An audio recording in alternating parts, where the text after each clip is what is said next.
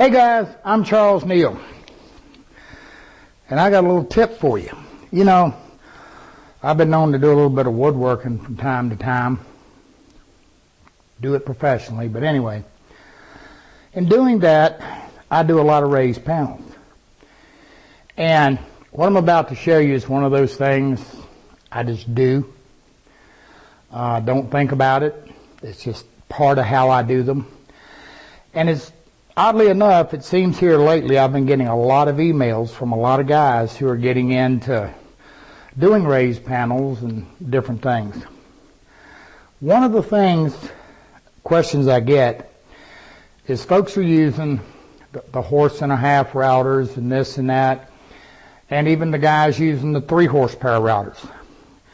And one of the questions is that it just seems like it takes them forever to get a raised panel made, because they got to take slow, easy passes. And it's true, you do. Now, I get emails from guys telling me they're running it in 1 or 2 passes and whatever. And I've tried that, especially with the router. And you know, number one, I just don't seem to get a good finished panel. Number two, when you look at that bit and you listen to that router, you're just working it to death.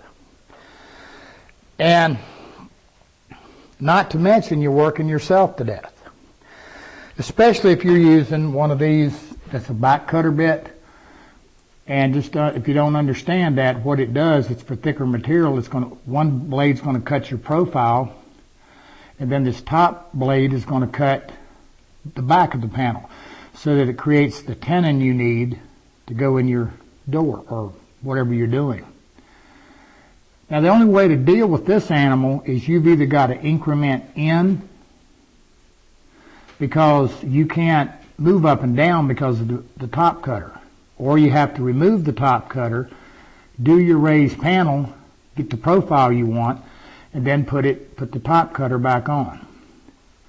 But in either case, you're removing a tremendous amount of wood, and you're asking a router and a router bit to do a lot of work. Here's what I do. I usually have around profiles of some of the raised panels. This is just a traditional straight cut, nothing fancy. But what I do is I prefer to do a pre-cut. Basically, simply put, I'm going to sneak up on it. I want to get the worst of the material out of there. So what I do is I set my saw blade to where it's not quite touching my angle, and it's not quite as high as my final cut. That's what the router bit's going to do. And then I simply remove the waste.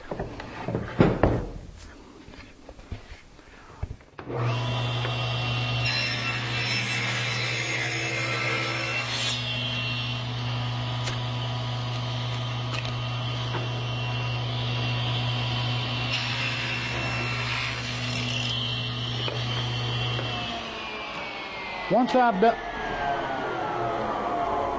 I've done that, you can now take a quick look. Now see where I've got this little edge?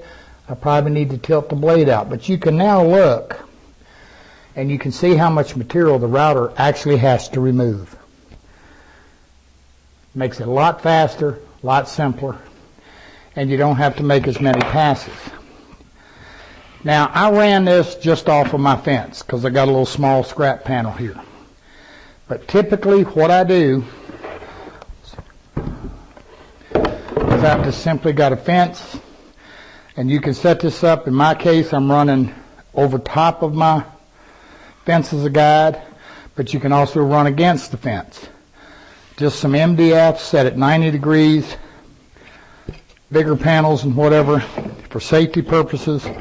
I can get in here, I can clamp them on, and I know you're not supposed to, but in the event that you've got a panel that has a little bit of a cup in it or something, you can simply clamp it on, make your cut, and remove the waste. You may think that this is something that is more time consuming, but I assure you, you try it, you'll find your raised panels come out faster and better. But always remember, when you're doing it, sneak up on it. Don't try to do it all at once. That's what gets you hurt, and that's what makes for poor workmanship. I'm Charles Neal. Catch you later.